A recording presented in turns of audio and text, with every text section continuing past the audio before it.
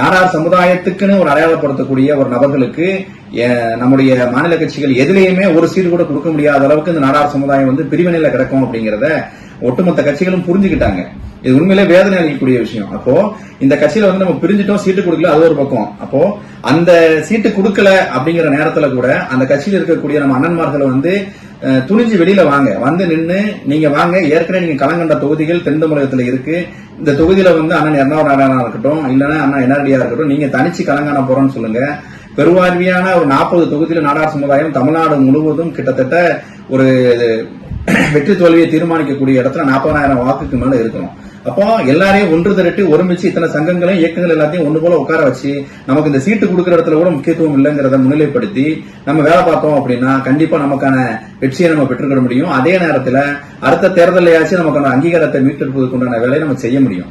இப்ப இது எதுவுமே செய்யாம நம்ம வேலையை பார்ப்போம், கொடுத்தாச்சு, கிடைக்கல, என்ன செய்ய, ஆதரவு கொடுத்துரும் சொல்லி போனோம்னா தயவு செஞ்சு நம்ம ஒன்று கூடாத வரை இந்த இடத்துல வந்து எந்த மாற்றமும் நடக்க போறது இல்லை அப்படிங்கறத நான் தெரிவிச்சுக்கிறேன்.